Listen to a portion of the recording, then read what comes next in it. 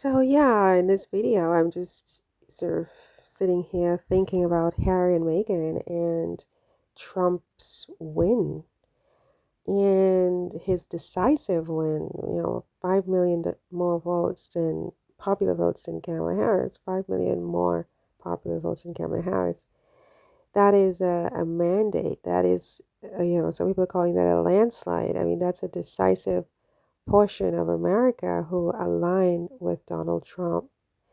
And so I'm sitting here thinking, I mean, what is this going to mean for Harry and Meghan? Because we know how Trump feels about Harry and Meghan. He has not minced his words. There's no love lost.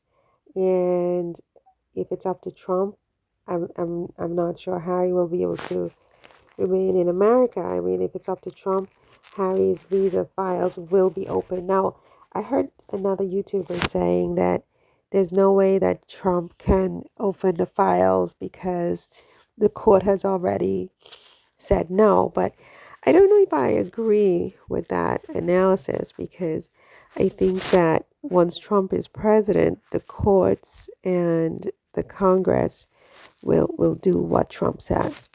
They will do what he says, I think. He has a very strong personality, as I said. He can make you do what he wants you to do. Even grown men, strong generals, all of these people, they bow to Trump. Why is this? I don't know. And so I think that it's nearsighted to say that there's this separation of powers and Trump can't tell the judiciary, the courts what to do. Those rules are out the window, especially now that it's his second term. He has nothing to lose. He's already been given carte blanche by the courts because of his executive status to do whatever he wants, and there, even if you call it criminal in some cases, there will be no repercussions as long as it's being done while he's president.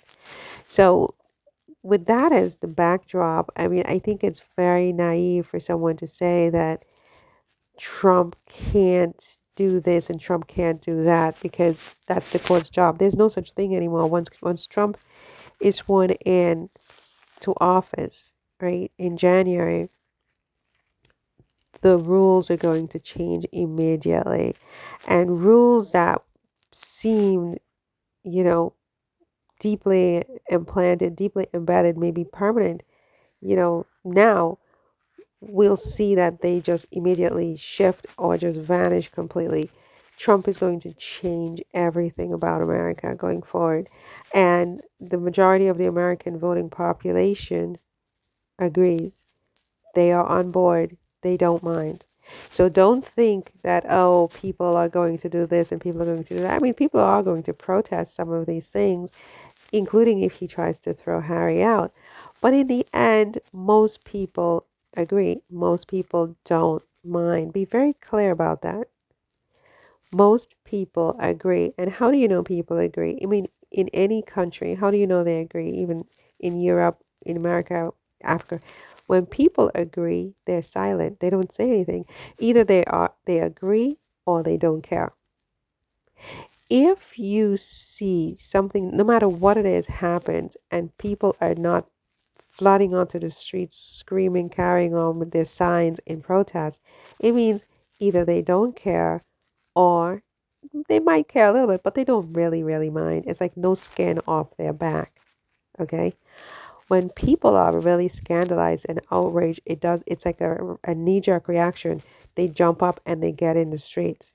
If people are not in the streets, and it doesn't matter what the issue is, what happened, who got killed, this, that, or the next, if they're not in the streets, they don't care. Be very clear about this. And so with Harry and Meghan, the consequences of a Trump win, and this is one of the reasons people get upset with me, like they won't follow me, they this, that, then the next. Okay, no problem. But the truth is the truth, right? I am not going to be fake. I'm not going to tell you fake things that you want to hear. I told y'all from the very beginning, Kamala Harris can't win this election. People unfollowed me. They don't want to hear it. They don't want to hear it, right? You need to hear it, hear the truth, and if they had listened to me, make an adjustment. There was still time to make an adjustment, but nobody was going to do that because who's going to listen to me? No one ever listens to me. I have 2 people on my YouTube channel. They go to people with 3 million subscribers, giving them incorrect, inaccurate, and perhaps even outright fake information. They prefer that to the truth, and that's okay. But where Harry and Meghan are concerned, I am very, very concerned, and so is Princess Diana. Right? I'm very, very concerned because it's not going to be business as usual. And don't think that the court said one judge said this, so that's the end of it. When Trump gets sworn in, everything is on the table, and most Americans don't mind. They don't mind. It's not that they hate Harry and Meghan, but I mean, if Trump tells them to hate Harry and Meghan, if Trump tells them Harry and Meghan are out, if Trump tells them Harry should leave, they won't mind. They won't be in the streets and protest. This is what we're dealing with, you guys. Please be clear about this. Now, would Trump do that? Would he ask for Harry to be removed? Look, I mean, Trump has a lot of axes to grind when he's sworn in. There are a lot of things that he wants to get his revenge for, which is why I didn't want him to be president, because it's going to be a bloodbath pretty much. I mean, for lack of a better word, right? And my nerves can't take it already. My nerves can't take it already. But, would Trump do this to Harry and Meghan? You guys, I don't know what to say. I would say that if Harry and Meghan really do have a home in another country, whether it's Portugal or anywhere else, maybe this is a good time to decamp and keep a really low profile, for the next 4 years. Um, are they even safe in a place like Portugal? I mean, not as safe as you might even think. I mean, Portugal is probably, the European Union is going to bow to Trump, right? They're going to bow to Trump. They are already shaking in their boots that Trump is president, right? He's going to stop all this money, break up NATO, this, that, and the next. They don't want to mess with Trump. Nobody wants to mess with Trump. So if Trump sends the message that Harry and Meghan should be persecuted, Harry and Meghan should be cut off, Harry and Meghan should be this, Harry and Meghan should be that, people are going to agree and go along. And the thing about it is that there's nothing anyone can do about it. This is the new world. It's a new world order. He's going to usher in a new world order. So, yeah, I mean, they're not going to be really safe in Portugal, and they're going to rile up the Portuguese people against them.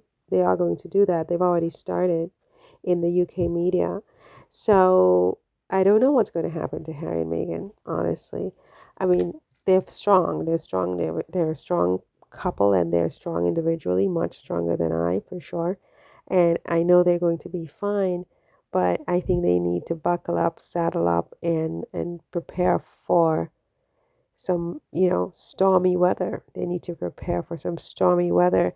And if they can just, yeah, go to another country for now, because I don't know how safe they're going to be, because, it's millions of people who now could be radicalized against Harry and Meghan, you know.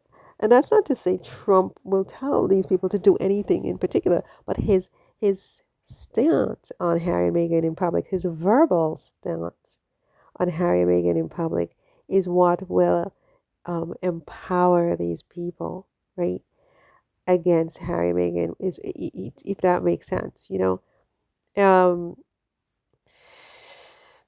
so yeah, those are the consequences, is, of a Trump win and a Kamala loss, is they may have to leave the country and go someplace and keep a relatively low profile for the next several years, because yeah, they're not on Trump's friends list, they're on the enemy list.